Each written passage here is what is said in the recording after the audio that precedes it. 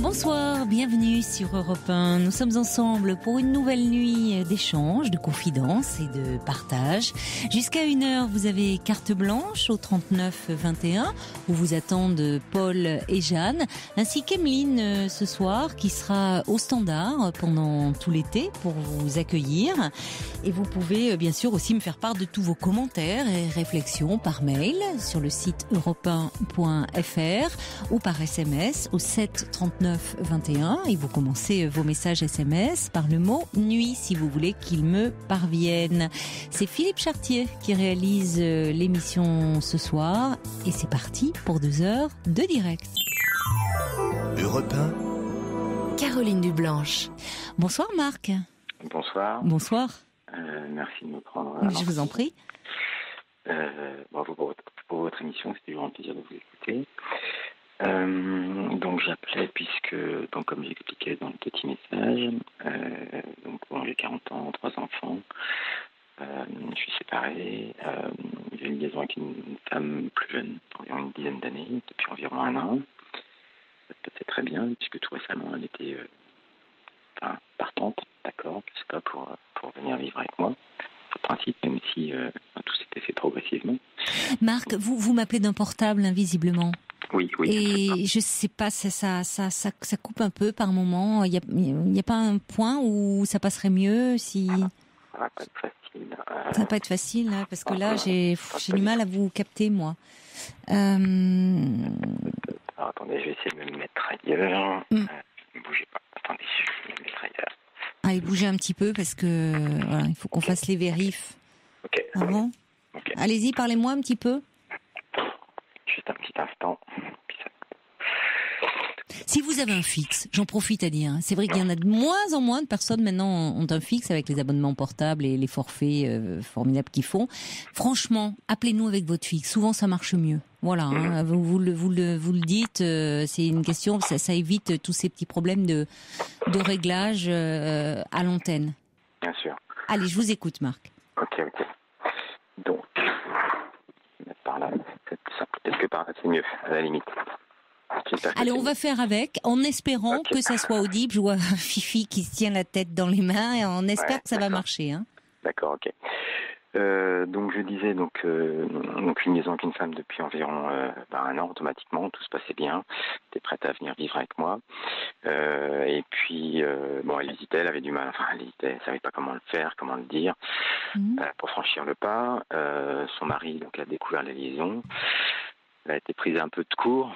Complètement, il a dû mettre la pression et puis tout d'un coup elle recule et puis elle dit non, finalement je reste avec mon mari, pourtant c'est toi que j'aime, etc. J'ai l'impression d'avoir 15 ans quoi, malgré des sentiments qui sont apparents, et bien voilà quoi, elle dit à contre-cœur, ça se voit, ça se sent, ça s'entend, malgré les sentiments, elle choisit de rester de son côté, de reconstruire son couple, alors qu'en fait tout est mort, il n'y a rien. Mais bon, voilà, donc c'est vrai que je suis perdu, puisque je me dis, la base d'une relation, c'est quand même des sentiments, à la base, c'est ça qui construit tout ça, et tout ça c'est fait à contre-cœur, je le vois bien, je le sens bien, même elle le dit, quoi, quelque part. Oui, mais c'est elle qui finalement prend cette décision-là, et vous ne pouvez pas faire grand-chose. Non. Elle vous dit aussi, on sait jamais vraiment ce qui est dans un couple. Elle est certainement, effectivement, je ne doute pas de sa sincérité quand elle vous dit elle éprouve des sentiments très forts pour vous. Oui. Mais les sentiments, vous savez, la palette des sentiments, elle est très grande, hein. Donc elle peut aussi, pour son mari, finalement, elle lui conserve un attachement de notre nature que le vôtre, certainement. Mais elle fait le choix qui est le sien de donner une chance à son couple. Donc, alors c'est toujours effectivement pénible pour vous qui vous trouvez dans cette situation-là et qui vous retrouvez. C'est qu'il y a un enfant en bas âge, bien sûr. Donc c'est ça. Il y a un petit enfant, c'est ça que j'avais pas entendu. De quel âge ? De bientôt 2 ans pour ça. Oui, donc, ça compte. Ça compte certainement dans la balance beaucoup. C'est clair. Alors que, on voit bien quelque part, elle arrive quand même à dire, mais voilà, je veux tenter de reconstruire mon couple, c'est au moins j'aurais prouvé ça à mon enfant, Oui. alors que quelque part elle se dit, mais en même temps, je risque de tout perdre, surtout dans quelques mois je vais m'apercevoir que c'est pas bon, mais il faudrait presque garder des deux côtés. C'est là où des fois je me dis, mais finalement... Elle aimerait certainement, oui, puisqu'elle est déchirée entre entre deux histoires, qui sont différentes, qu'on ne peut pas comparer. Mais c'est terrible. Après, je me dis, est-ce que c'est une question de maturité qui fait que moi j'avance plus vite et qu'elle ne peut pas, ou c'est pas le bon moment, ou quoi, alors qu'elle me confirme bien s'il n'y avait pas eu d'enfant, elle l'aurait quitté. Je pose la question, est-ce que tu aurais pu être heureuse avec moi? Oui. Donc quand il y a tout ça, je me dis, mais il y a trop de choses, c'est pas possible. Malgré ça, elle fait ce choix de prudence, d'inconfort, parce que Oui, de quelque chose qui est connu et où elle a construit, voilà. Bon. De toute façon, vous, si mettre la pression à quelqu'un, c'est jamais bon. Non, ça va à l'inverse, enfin, de l'effet recherché. Bien sûr, j'ai attendu 1 an, donc c'est vrai qu'à un moment, on a besoin de se positionner. Je l'avais parfois pressé, parfois pas, voilà, donc à force. Et puis là, c'est plus son mari qui lui a mis la pression en disant, mais je m'attendais pas du tout à ça finalement, qu'il lui pardonne quelque part. J'ai tout d'un coup, je n'ai pas envisagé, je m'en veux là-dessus, quoi. Et là où des fois, on peut jamais. Attendez, vous étiez pas le stratège là en amour. Hein, vous étiez amoureux. Vous êtes amoureux de cette femme. Donc oui, bien sûr qu'il y a lui, le mari, il joue aussi. Il a une partie à jouer importante là. Après tout, il peut dire je passe l'éponge. J'essaie de et cette femme compte pour moi. Et voilà. Mais vous ne pouvez que spectateur, voilà. Spectateur, en tout cas,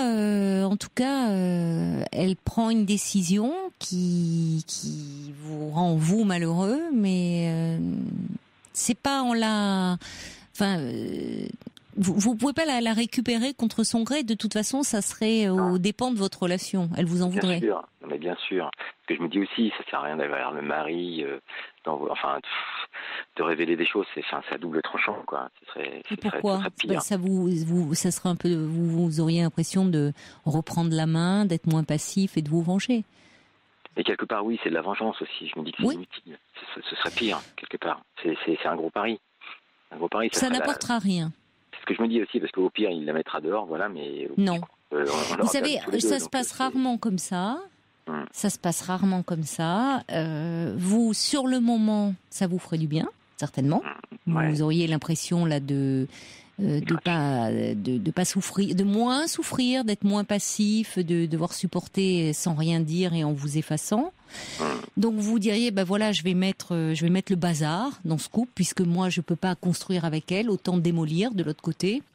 Mais vous savez, il y a toujours dans les faits, ce qu'on constate, c'est qu'elle vous en voudrait certainement terriblement. Bien sûr. Je vois pas comment vous pourriez envisager une issue éventuelle avec elle après un tel acte.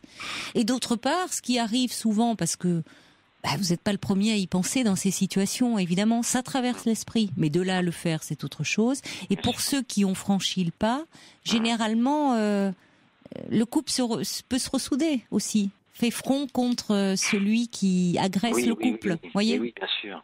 Elle prendrait très mal que vous fassiez ça, et puis lui dirait bon, écoute, de toute façon, magnanime, je te pardonne, et ce qui compte, c'est nous. Voilà. Donc bon, vous au final, ça ne vous apporterait rien. Et puis je vais vous dire, si vous avez à parler, comme vous l'avez fait, c'est avec elle, le mari, lui, il y est pour rien dans cette histoire. Non, bien sûr, mais... je veux dire, c'est pas le mari. Bon, vous vous soulagez sur le moment en faisant du mal, en disant, ben voilà, je vais détruire quelque chose. Mais après tout, vous seriez à sa place. Vous aussi, vous essaieriez peut-être de sauver ce qui est peut-être possible de sauver ou pas, je ne sais pas. Mais c'est ça que je comprends pas. Enfin, moi, à mon âge, je sais pas, je me dis, c'est les sentiments qui priment. Je comprends pas, c'est tout. Mais qui vous dit qu'elle n'a pas de sentiments ? Elle a un attachement, je suis d'accord. Ben voilà, c'est des sentiments, ouais. D'une autre nature. D'une autre nature, c'est-à-dire qu'avec vous, elle est certainement dans une relation passionnelle, très intense, on entend la façon dont vous me parlez d'elle. C'est ce qui est terrible, parce qu'à la limite, après, on peut que se sentir floué, presque trahi. On se dit, finalement, on n'était pas manipulé, joué, mais enfin, tous les sentiments, ils passent dans ces cas-là. Parce que... Oui, mais je comprends, c'est normal. Vous sentez, vous êtes malheureux parce que vous avez l'impression, peut avoir l'impression, oui, d'être sentir floué, de s'être fait avoir, alors que dans les faits, vous connaissiez dès le départ la situation. C'est-à-dire que cette femme n'était pas libre quand vous l'avez rencontrée. Bien sûr, oui, mais on choisit pas malheureusement. Enfin... Non, on ne choisit pas. Et ça ne veut pas dire qu'elle vous a manipulé ou qu'elle a pu être tout à fait sincère et réellement déchirée entre vous et son mari. Je pense. Et où, vous savez d'ailleurs, quand après une infidélité, il y a des couples qui peuvent se reformer et où ça peut tout à fait bien aller à nouveau, mais d'autres qui n'y résistent pas. Ça dépend de l'histoire de chacun. Bon, il n'y a pas de profil type dans ce domaine, mais il y a un temps qui est difficile, parce que au départ, comme vous le dites, elle va pas vous effacer si ça peut vous consoler d'un trait comme ça. C'est-à-dire que oui, la personne repart dans son couple, veut donner une chance, mais même pour le mari ou l'épouse, c'est compliqué parce qu'il sent bien que parfois l'autre a la tête ailleurs et que bon, c'est inévitable. C'est terrible parce que même s'il parle de reconstruire, elle donne la phrase comme ça pour se prouver que, alors qu'en fait, il pose même pas les choses. Il devrait passer du temps ensemble, se parler, etc. Lui, il arrête pas de, comment dire, la verrouiller sur des SMS, sur du temps, sur verrouiller son emploi de temps, et elle accepte tout ça. Elle se sent tellement coupable qu'à la limite, voilà, elle porte sa croix. Et mais vous-même, Marc, vous avez 40 ans, vous êtes séparés. Vous êtes enfin, c'est une situation que vous connaissez du point de vue du mari. Qu'est-ce qui s'est passé? Non, vous avez pu vous séparer comme ça, partir sans culpabilité, sans tristesse, sans... La déception parce que je brisais un couple avec beaucoup d'années de mariage, effectivement, mais oui, enfin au niveau des sentiments. Non, je parle de vous. Avant cette femme, parce que là vous êtes pris dans cette histoire et bon, mais avant cette femme, vous me dites vous avez eu 3 enfants, vous avez vécu en couple vous aussi. Oui, tout à fait. Et puis j'ai décidé de partir parce que pour elle. Un peu à cause d'elle, c'était au même moment, quasiment. Enfin, à cause d'elle, oui, j'ai réalisé, parce que je me sentais épris d'un autre côté, et que j'arriverais plus à avoir ce sentiment pour ma femme, justement. Donc, je me suis dit, oui, mais c'est déjà, quand vous dites à cause d'elle, c'est peut-être parce que déjà, vous étiez plus éloigné de votre femme. J'étais déjà éloigné, fondamentalement. Il y a eu cette rencontre. Voilà. Oui, mais ça, alors, d'autant plus, je comprends mieux, c'est-à-dire que vous avez franchi le pas et vous vous dites, bah oui, vous vous retrouvez sans...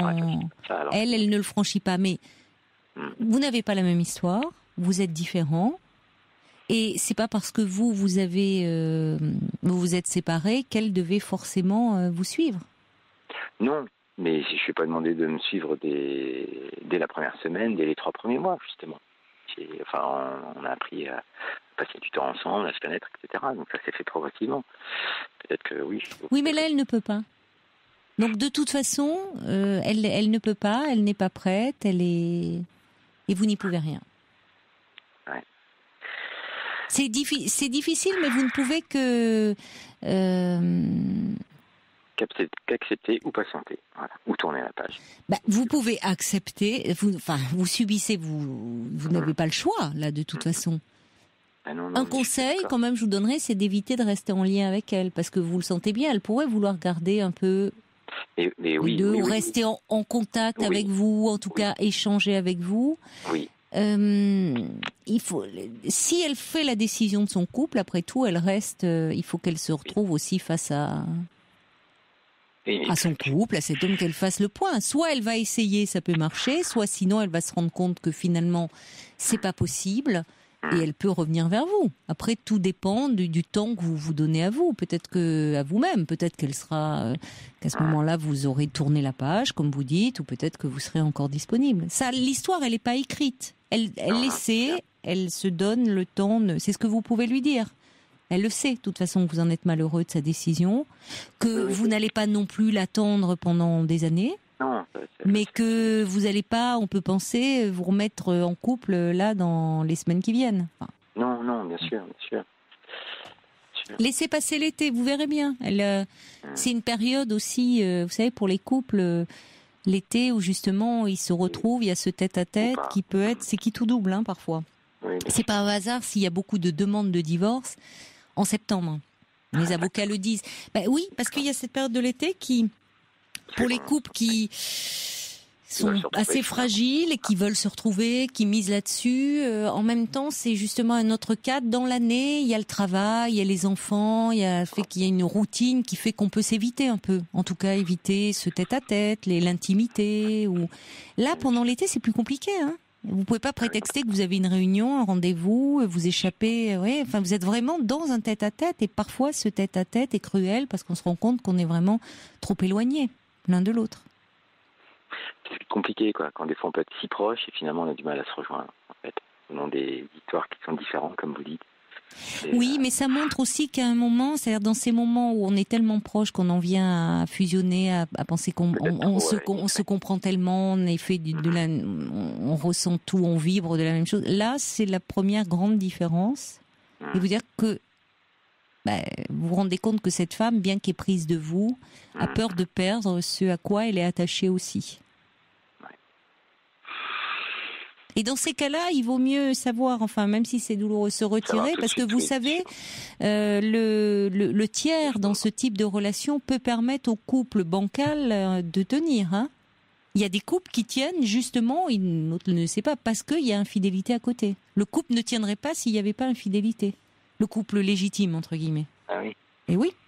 L'amant ou la maîtresse peut servir au... Oui, parce que ça permet, si vous voulez, sinon ça exploserait, sinon il y aurait trop de frustration, trop d'amertume. Là, ça permet cette échappée avec un autre. Et donc, on reste quand même attaché à ce qui a été construit. C'est une autre forme d'attachement. Et c'est ça, enfin, j'en viens à penser ça aussi, en me disant quelque part, j'étais pas un jouet ou autre, parce qu'il y a des sentiments, bien sûr, mais au bout du compte, dans les faits, ça revient à ça, même s'il me dit le contraire. J'avais ça à côté, je perdais pas l'inconfort dans l'inconfort, enfin, il y a tout en même temps, quoi. Non, mais c'est ce qui est. Je crois que n'allez pas en rajouter, ne vous faites pas plus de mal. Déjà, c'est douloureux pour vous. C'est pas parce qu'elle prend une décision qui vous rend malheureux, puisque il y a un choix à faire et évidemment vous n'êtes pas le choix qu'elle fait, mais ça ne veut pas dire qu'elle n'a pas été sincère dans les sentiments qu'elle vous portait. Simplement, vous savez, vous le savez bien puisque vous êtes passé par là. Il faut de l'énergie pour une séparation. Il faut de l'énergie. Ça en demande de l'énergie. Hein. Il faut effectivement parfois une certaine maturité. Il y a plein de choses comme ça. C'est une décision qui est compliquée à prendre. Alors, par contre, vous disiez, le but, c'est de ne pas garder de lien, ce qui est compliqué. Parce que jusqu'à maintenant, c'est vrai que des fois, elle avait cherché à couper court, puis finalement, quelques jours après, on arrivait à se retrouver, dans un sens ou dans l'autre. Puis moi aussi, à un moment, j'avais été tendu, donc j'avais cherché à couper, puis finalement, on n'y arrivait pas. Là, puisque le choix semble définitif, vu que la liaison est couverte, je me dis quelque part au fond de moi, c'est terrible. J'espérerais presque qu'elle reprenne contact. Je ne sais pas du tout, au fond du compte. L'idée, oui, l'idéal, ce serait quand même qu'elle ne le fasse pas. Qu'il y ait vraiment séparation d'un côté ou de l'autre. Ça permet de remettre les idées au clair pour elle de son côté ou pour moi, quoi. De toute façon, si vous maintenez, si vous restez, c'est tentant. Vous restez en lien avec elle, ça lui permet pas vraiment de voir. Après tout, elle fait le choix. D'ailleurs, si elle est cohérente, mais bon, on n'est pas dans la cohérence dans ces cas-là quand on est dans la passion. Mais elle devrait ne plus vous appeler. Il se peut qu'elle vous appelle. Et pour vous, c'est tentant, mais il faut aussi qu'elle se retrouve. Voilà, elle fait ce choix-là. Qu'est-ce que c'est d'être qu'elle assume aussi le choix qu'elle fait. Eh oui. Des messages qui arrivent pour vous, Brigitte, qui dit ce double attachement est tellement universel, mais bon, il n'empêche que quand on le vit, c'est toujours difficile. Elle ajoute, ce sont de véritables dilemmes que chacun tranche à sa façon, et là, ce qu'elle a choisi est cruel pour vous. Ben oui. Alors, il y a Jacques qui dit la deuxième phase consistera sans doute à ce que vous soyez confronté à la situation d'être son amant. Enfin, ce que vous êtes déjà, mais avec la perspective d'un avenir, alors que là, elle pourrait vouloir maintenir le lien avec vous. Oui, mais ça m'intéresse pas. Alors, il y a Yvan qui dit, si vous l'aimez, ne fermez pas la porte. Oui, les hommes réagissent. Il y a quelqu'un qui dit, c'est Lily, vous pouvez laisser mon téléphone à Marc s'il a besoin de parler, il peut m'appeler pour en parler. Vous pouvez en parler autour de vous. Vous avez des amis, vous avez des gens qui savent ce que vous vivez, ce que vous traversez. Bien sûr, certains vont sans aucun jugement, mais certains vont dire ça fait 1 an, donc pas vraiment de grande perspective. Faut passer à autre chose. Il y en a d'autres qui qui la connaissent et qui disent mais non, ça va finir par marcher, etc. Mais c'est vrai qu'on ne sait pas finalement.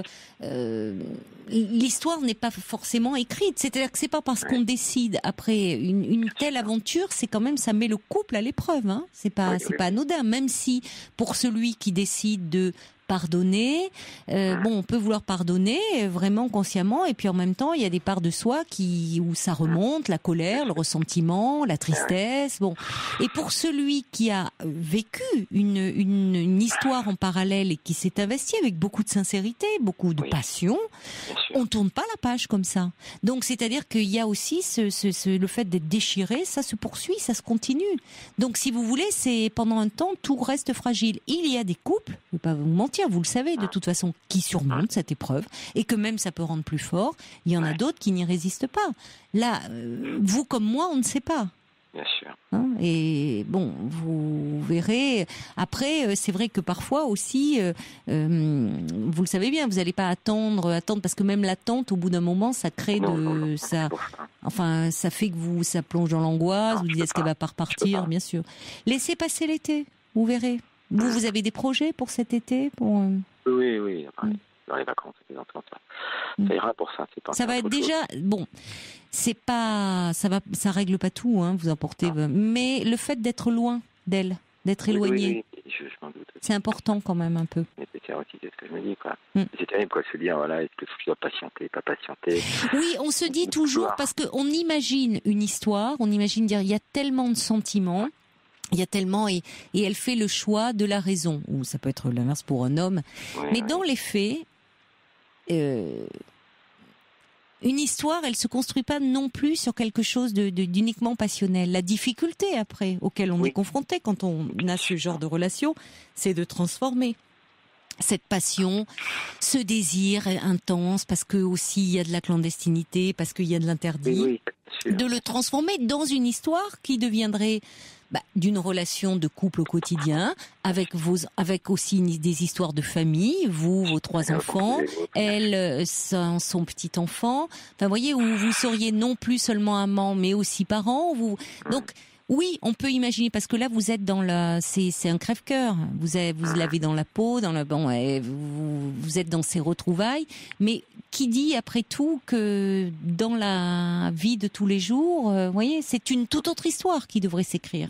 Et il y a des personnes que l'on rencontre, où on vit avec elles des passions magnifiques, sublimes. Et ça ferait pas des amours, peut-être moins passionnés, mais plus solides dans le temps. On ne sait pas ça. Il y a des rencontres, vous voyez, qu'on fait comme ça, qui se transforment pas forcément non plus, hein. Je dis pas, mais après c'est toujours un risque. De toute façon, quand on aime, c'est toujours un risque. On peut rien faire à l'avance. C'est après. Donc, si on se base pas au moins sur des sentiments, si on se rend compte, sur mythique, on rentre dans les cases.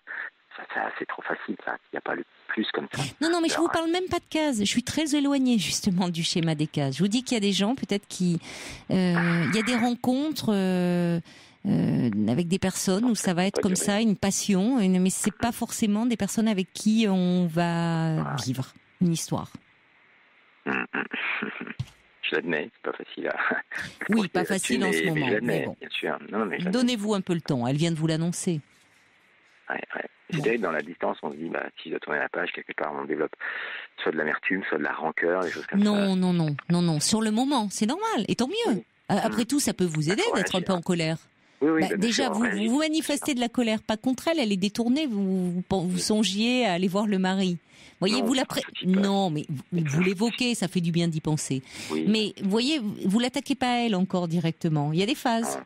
Vous attaquez pas l'objet de votre amour, vous attaquez le rival. Bon, c'est une façon de la protéger, de protéger votre histoire. En avançant, il y a des moments où vous allez lui en vouloir terriblement. Et ça peut aider, tant mieux. Après tout, il vaut mieux parfois être en colère que de se déprimer, hein. Mais bien sûr, oui, bien sûr. Et puis ça vous permet de la désidéaliser aussi un peu. Oui, ça tout à fait. Ça, je suis bien d'accord là-dessus. Je dis pas, c'est pas donnez-vous du temps. Allez, donnez-vous du temps et essayez de passer quand même des vacances agréables, voyez, pour amorcer voilà. D'accord. Ok, très bien. Bon courage, bonnes vacances. Au revoir, Marc. Au revoir. Au revoir, merci. Pour dialoguer avec Caroline Dublanche, envoyez le mot nuit, suivi de votre message au 7 39 21. 65 centimes plus coût d'un SMS.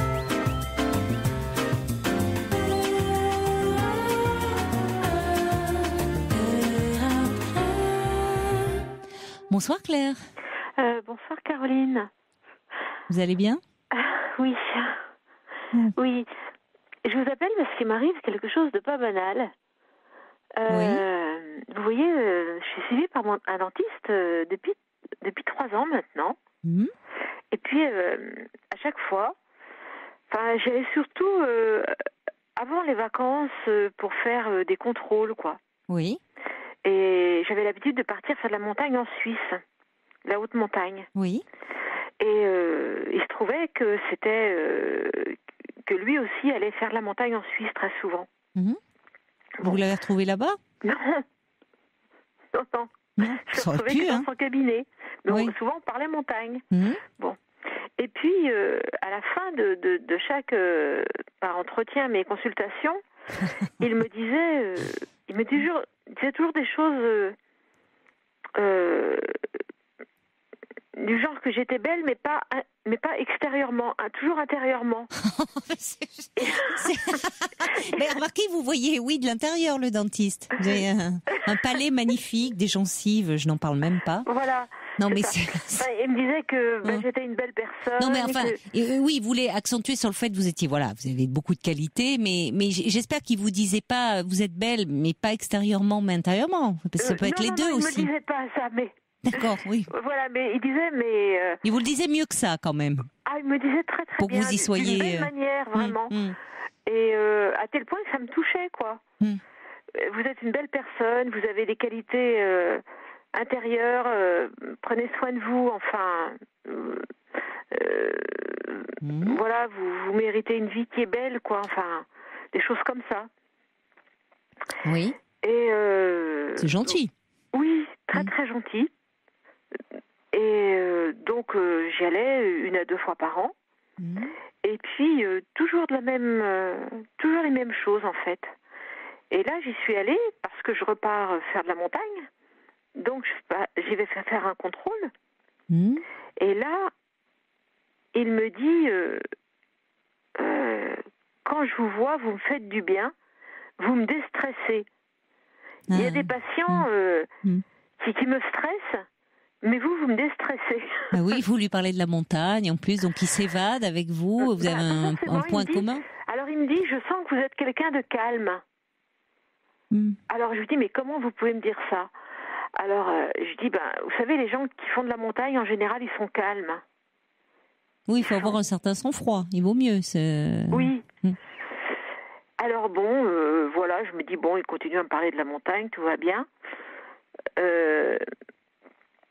Et puis à la fin de la consultation, il me dit, mais j'irais bien faire, je vous proposerais volontiers une randonnée. Ah oui, il s'est lancé. Ouais. Oui. Et pourquoi il y a une randonnée? Enfin, il y a quelque chose qui est prévu, c'est-à-dire que c'est à plusieurs ou... Ah non, il n'y a rien de prévu. Alors, non, mais vous comptez sur lui pour qu'il organise, oui. Alors, ce jour-là, j'avais pas trop le moral parce que bon, il y a un peu des soucis familiaux, donc j'ai pris pas mal de kilos, tout ça.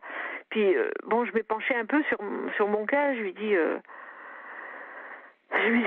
oui, je suis pas très en forme aujourd'hui. Il me dit, oui, en effet, je vois que vous avez pris quelques kilos. Oh, là. Vous auriez pu se dire ça, oui, mais enfin, non, mais c'était pas mal. Oui, c'était pas dit méchamment. Non, pas du tout. Il dit, c'est pour ça que je vois que vous allez pas trop bien, là. Vous avez dû avoir des soucis pour que... Il est quand même, il rentre vraiment, il y va, quoi. Enfin, je trouve que c'est un peu... Ça va que, visiblement, il sait faire et il sait mettre les formes. Parce qu'il pourrait presque en être indélicat.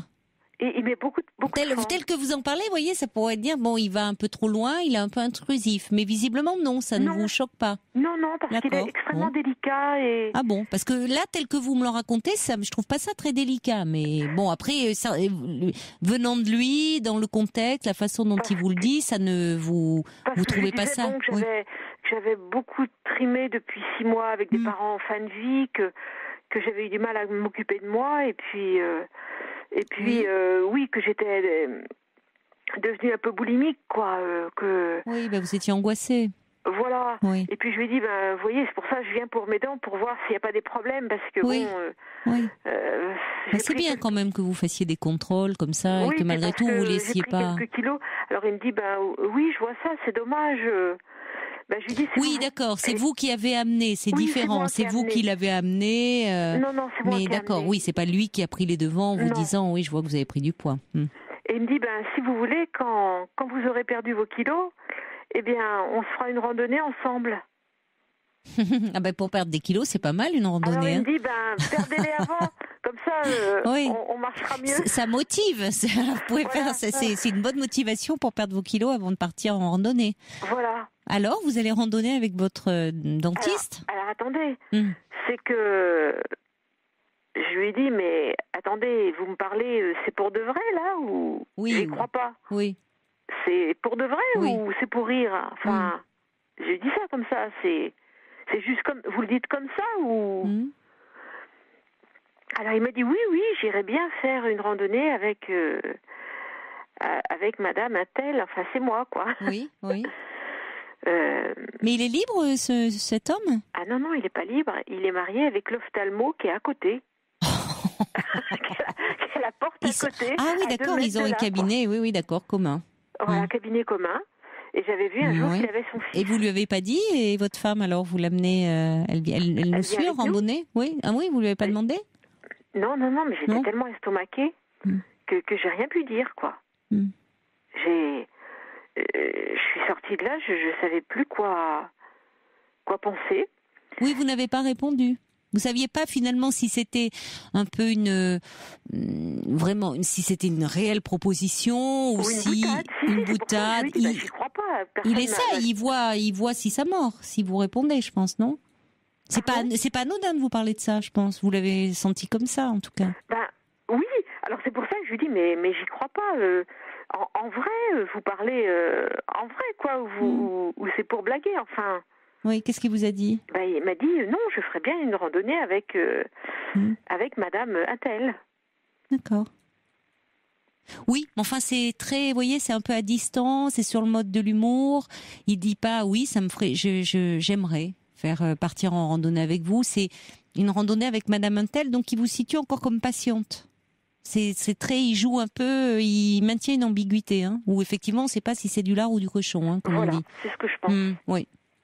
Mais enfin vous, si vous m'en parlez, c'est que vous aimeriez bien que ça soit une véritable proposition, non? Disons que je ne sais pas quoi en penser, parce que à la fois c'est quelqu'un que j'apprécie, parce qu'il fait partie. Vous voyez, je suis quelqu'un qui n'a jamais pu avoir de relation. Bon, pour être clair, les hommes ne m'ont jamais vraiment attirée. Voilà, j'en ai eu quelques-uns dans ma vie, ça a été très bref, mais je n'ai jamais eu de coup de foudre pour des hommes. Et je dois dire que c'est peut-être mon deuxième coup de foudre. Mais c'est vraiment un très bel homme. Et puis il sait me parler, quoi, il sait me rassurer, il sait... Et je me dis, mais dans quel pétrin je suis en train de me mettre? Pour le moment, non. Enfin, si ce n'est que vous avez... il vous plaît, mais si vous parlez de pétrin, ça serait quoi? Il vous a rien proposé de concret non plus, Vous voyez, c'est peut-être, il est aussi, est-ce que c'est pas quelqu'un qui est beaucoup dans la séduction? Alors, je ne dis pas qu'il a pas ce contact-là et cet échange-là, certainement, avec tous ses patients, ça, évidemment. Et que avec vous, le courant passe bien. Mais en même temps, il avance et puis après, il fait 3 pas en arrière. Parce que il vous dit pas, il se lance pas vraiment, je trouve. Il est un peu dans le jeu de la séduction. Il se dévoile pas non plus complètement. Il vous dit, mais comme on peut dire, oui, vous êtes vraiment quelqu'un de bien, une belle personne. Mais il dit pas je me rends compte que quand je vous vois, vous me faites du bien, mais c'est vrai qu'après tout, il y a des patients que c'est vrai qui, par rapport à ceux qui ne parlent que de leurs maux, que de leurs difficultés, vous avez d'autres sujets de conversation avec lui. Donc c'est une échappée belle, c'est une ouverture pour lui. Mais il vous dit pas, je suis en train de, enfin il y va pas franchement, il lance l'hameçon voir si ça mord, je trouve. Vous voyez, c'est pas, il vous dit pas clairement, même cette histoire de randonnée, bon, vous êtes reparti, mais finalement, vous savez, vous n'avez pas de date, il vous a pas dit, c'est très sérieux, je ne propose pas ça à tout le monde, mais je sais pas ce qui me prend, ou peut-être désolé. Non, il reste, c'est ce qui me gêne un peu, je trouve qu'il garde le contrôle en même temps. Et vous êtes en train de, de fantasmer sur cette randonnée d'ailleurs. Mais ce qui est un petit peu, je trouve, c'est lui qui lance les choses, voyez. Oui. Oh, j'aimerais randonner avec, oh, j'aimerais là. Et finalement, c'est vous qui vous retrouvez presque dans la situation, comme cette perspective vous plaît, vous séduit, vous fait fantasmer, presque qu'est-ce que vous comptez faire, de l'appeler ou d'y revenir en disant, j'ai réfléchi à votre proposition, oui, j'aimerais bien qu'on randonne ensemble. Enfin, il inverse les choses, je trouve. Soit il vous propose et il assume ses choix. Il vous dit j'ai envie. Voilà. Enfin, il se découvre un peu. Mais pas. Là, ça vous oblige, voyez, finalement, parce que sinon le prochain rendez-vous, il est quand ? Dans un an ? À peu près, oui. Alors, qu'est-ce qui se passe entre-temps ? Il se passe rien si vous le rappelez pas. Vous vous êtes quittés comment ? Il m'a dit vous revenez quand vous voulez. Oui, certes, mais enfin ça, c'est pas. Oui, vous revenez quand vous voulez, oui. Mais j'ai pas des dents à faire soigner tous les 4 matins. Non. Donc qu'est-ce que ça veut dire ? Voilà, ça veut tout dire et rien dire, je trouve. Et c'est ce qui est un peu. Vous voyez, c'est pas être. Enfin, il a qu'à y aller plus franchement. Parce que finalement, ça serait maintenant. C'est comme si vous êtes en train de dire, est-ce qu'il faut que je le rappelle ou pas, ou quoi ? Je ne sais plus quoi faire. Ah voilà, il vous a mis dans une situation bien compliquée. Parce qu'il ne va pas au bout. Il vous drague, pour parler clair. Voilà. Mais il ne vous dit pas, je pars à tel moment. Qu'est-ce que ça vous dirait ? Ou à ce moment-là, il sort du cadre parce que le côté, oui, je partirais bien en randonnée avec Madame Machin. Madame Machin, vous êtes sa patiente et lui, il est le dentiste. Dans ces cas-là, qu'il aille au bout de ces choses, dire, je m'aperçois du côté peut-être incongru de la situation, mais je vous avoue, je suis sincère.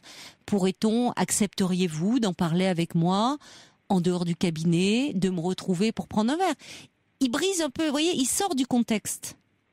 Parce que là, vous savez pas sur quel pied danser, ça se comprend. Vous savez pas au fond si c'est dans le jeu.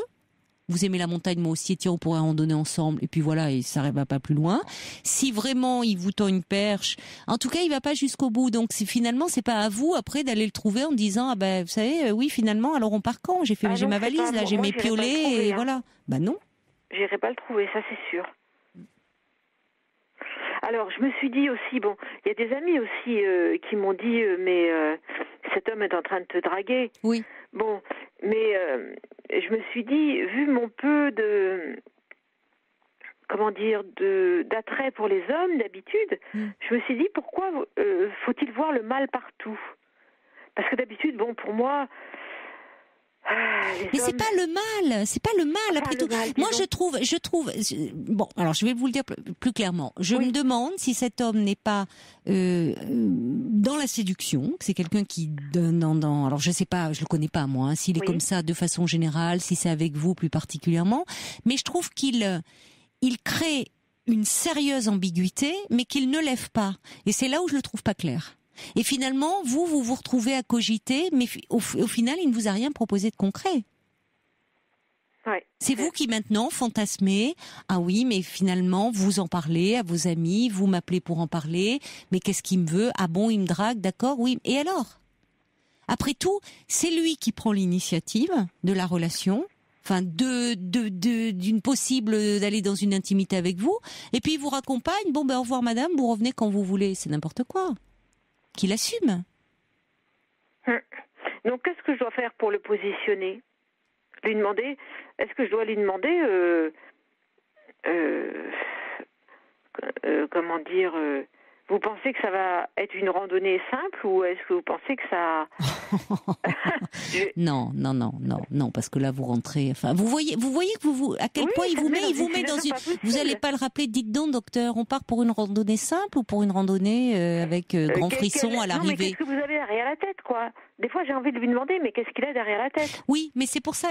Comment ça s'appelle? Quand il y a quelqu'un il est dans la séduction, il joue.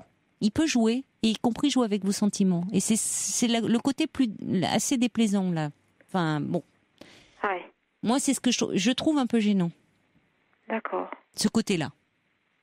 Parce que finalement, c'est vous qui vous interrogez, qu'est-ce que je dois faire? Mais attendez, normalement, j'ai envie de vous dire, vous n'avez rien à faire. Soit, quand on fait une telle proposition, on assume et on dit, je me rends bien compte, c'est pas, vous allez pas passer de son cabinet où il vous soigne vos dents, à tout d'un coup, ça y est, vous retrouvez en voiture, en train de partir en randonnée et partager la tente là où les chalets, enfin c'est n'importe quoi. Voyez, or il vous propose rien entre les deux. Donc ça peut être dit comme ça. C'est agréable, il sait qu'il vous plaît, vous séduisez, il reste dans un côté séduction, mais au fond, il vous propose rien. Hein. Concret, en tout cas. Et ça me... Vous voyez, moi je trouve que... C'est pas clair. C'est tout sauf clair, et je trouve que, en plus, dans sa position, il aurait tout intérêt à éclaircir. Donc, est-ce que ce n'est pas quelqu'un qui est un séducteur, et qui peut le faire avec vous, mais avec d'autres? Je dis pas avec tout le monde, hein. Alors, il me dit, moi, quand il y a des patients que j'apprécie, je leur dis. Oui, mais enfin, vous voyez comme il situe bien dans le côté patient. Il y a des patients que j'apprécie, je leur dis, très bien. Donc, vous êtes une patiente qui l'apprécie. Mais propose-t-il à tous les patients qui l'apprécient? Vous voyez, vous aussi, vous pouvez dire, alors vous faites des randonnées avec vos patients? C'est des séminaires comme ça que vous faites? Enfin, vous pourriez lui poser la question, qu'est-ce qu'on fait au part avec votre épouse? Vous organisez des randonnées? Je trouve qu'il joue là. Il joue et c'est pas... Il se fait plaisir, hein, peut-être, c'est très agréable. Lui, il se fait mousser. Et puis vous, ça vous met dans une situation, je trouve, pas très confortable. Je vous lis quelques réactions. Il y a Mimi, notre amie Mimi Boulanger, qui dit: est-ce que ça serait pas une façon de mesurer sa capacité à séduire, ou elle ne serait que le jouet? Flo dit oui, un peu le dragueur en position de toute puissance, il s'amuse avec vous. Il y a Zach, évidemment, les jeux de mots. Il dit: s'il ramène trop sa fraise, ça va faire des amalgames. Vous allez avoir une dent contre lui et vous n'aurez jamais de couronne. Christelle dit: changer de dentiste. Le Michel dit: ce dentiste souhaite avoir une maîtresse, il pensait que vous aviez compris, parce que c'est ça, derrière l'idée de randonnée, ça se trouve, vous iriez pas plus randonner que moi cet été, et ça se trouve, c'est bon, en gros, on peut se voir. Mais qu'ils le disent. Vous voyez, parce que finalement, il y va, et puis finalement, c'est après, il attend que ça soit vous, ah, docteur, oui, moi aussi, je suis folle de vous, et quand est-ce qu'on se voit? Attendez, qu'il sorte un peu du bois, hein, là, il sort pas du bois, je trouve. Alors il y a Didier qui dit: ne vous fait pas ouvertement la cour par crainte de franchir la ligne rouge de son code de déontologie. Moi, je trouve que, écoutez, dans ces cas-là, on la joue. Enfin, on la joue pas d'ailleurs. Dans ces cas-là, dire ça ne m'arrive pas. J'ai conscience que effectivement, ma démarche peut vous surprendre, mais j'ai un coup de cœur. Enfin, on peut le dire et dire à ce moment-là, oui, je vous vois plus seulement comme une patiente que je trouve sympathique. Ça peut arriver, mais au-delà, il se dévoile. Il y a Frésia qui dit: allez, arrêtez de gamberger, laissez tomber. Cathy qui dit: il joue aussi parce qu'il sent une faille, pas assez de répondants. Et en plus, je trouve, je rejoins Cathy, c'est que c'est au moment où vous dites que l'année a été très difficile, vous étiez pas bien, vous lui dites, vous vous confiez à lui. Et lui, oui, au lieu de ça, il dit: oui, partons randonner, mais dans les faits, il n'y a rien de concret. Hein. Donc, je trouve que c'est là où c'est pas très clean. Voilà, c'est mon point de vue, mais je m'aperçois qu'il y a beaucoup... Il y a Yvan qui dit: oui, changer de dentiste. Et puis, Brigitte dit: oui, c'est sûr qu'il se mouille pas vraiment. C'est de la séduction facile et agréable. Pour lui, d'une certaine manière, il joue avec vos sentiments. Margaret a dit: du moment qu'il n'a pas une dent contre vous, il n'y a pas de mal à faire une randonnée ensemble. Florence dit: ce dentiste est un séducteur, marié, fuyez, voilà. Valérie, elle dit: envoyez une amie pour le tester. Oui, ça serait intéressant de voir comment il se comporte effectivement avec une femme. Avec une autre femme. Une jolie femme, oui, ça serait intéressant. C'est étonnant parce que justement, une de mes nièces a dû y aller en urgence parce qu'elle avait de gros problèmes. Alors c'est vraiment une très très jolie femme, très mince, très blonde, enfin tout. Et elle n'a pas du tout accroché avec lui. Oui, mais ça c'est possible. Après tout, ça peut être pas son genre. Il n'y a pas de feeling, il n'y a rien. Mais bon. Une de mes sœurs y est allée. Elle n'a pas du tout non plus accroché avec lui. Mais enfin, moi, je vous dis, je trouve que sa démarche est pas. Oui, moi je trouve, et particulièrement, il fait ça au moment où vous n'êtes pas bien, vous. Donc, alors il y a Angie, oui, elle a raison. Angie a dit attention à l'ophtalmo. L'ophtalmo, c'est la femme, vous savez, œil pour œil, dent. Ah bon. Là, c'est vrai que ça fait le couple diabolique. Bon, Florence, elle y est, si c'était du badinage, c'est ça. Et le problème, on sent bien que pour vous, du fait aussi de cette année difficile, vous avez vécu vous avez. J'ai besoin de me raccrocher vous avez besoin, quoi. Oui, vous avez besoin de. Puis c'est agréable. Et puis là aussi, sincèrement, vous trouvez très agréable, vous trouvez séduisante. Bon, oui, mais à un moment où.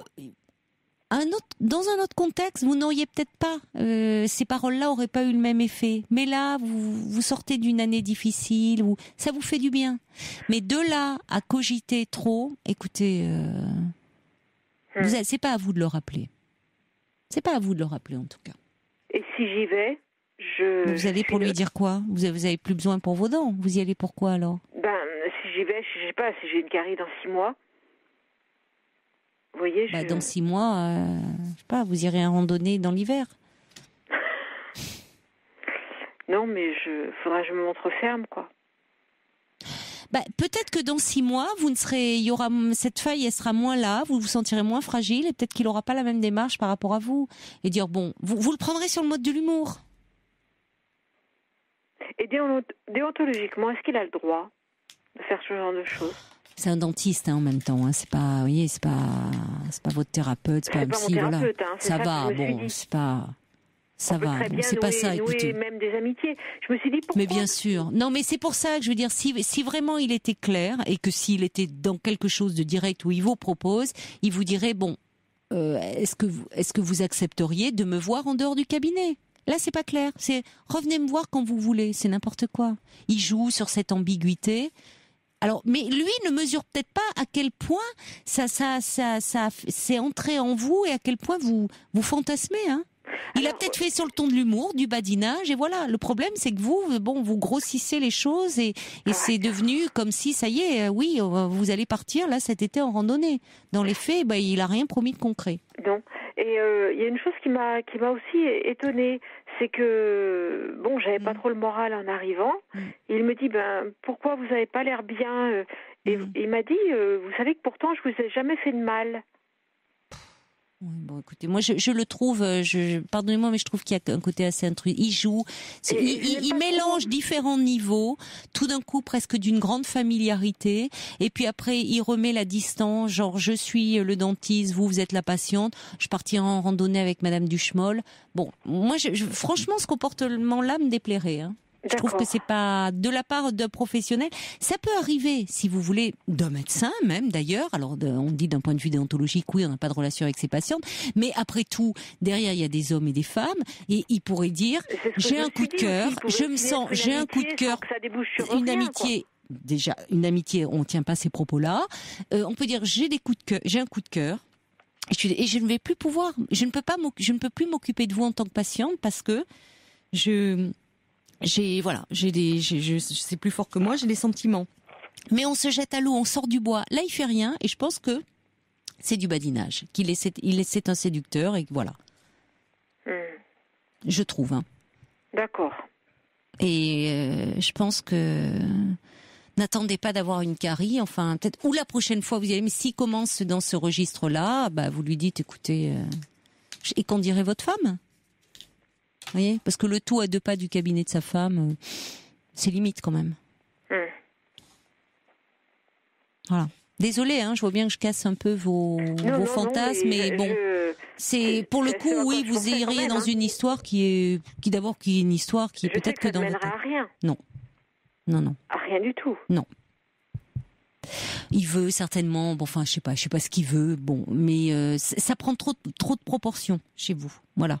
Par rapport à lui, ça se trouve, il pense plus du tout, vous voyez ce qu'il vous a dit lui, hein.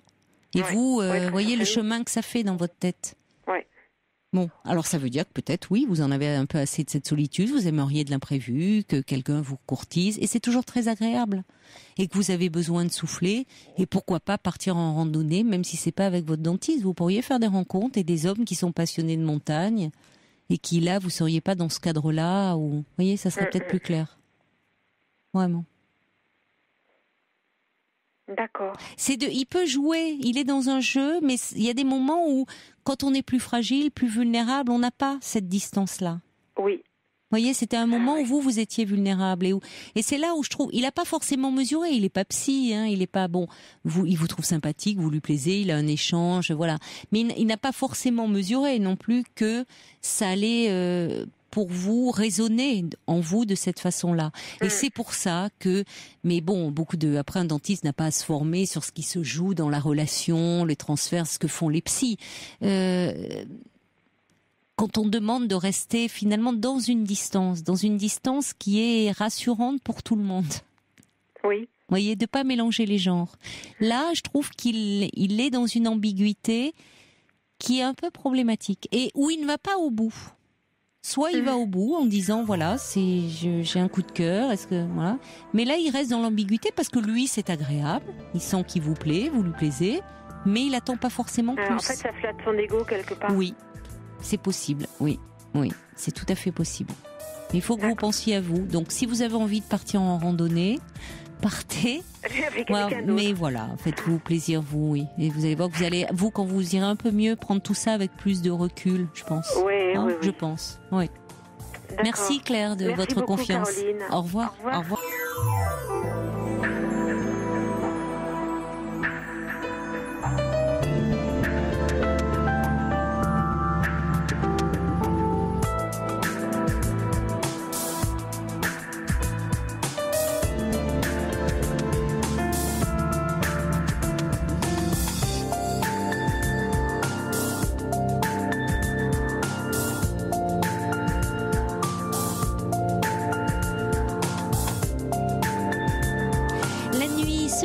Sur Europe 1 avec vos témoignages, vos appels au 39 21, toutes vos réactions qui me parviennent par mail sur le site europe1.fr ou par SMS au 7 39 21 en commençant vos messages par le mot nuit.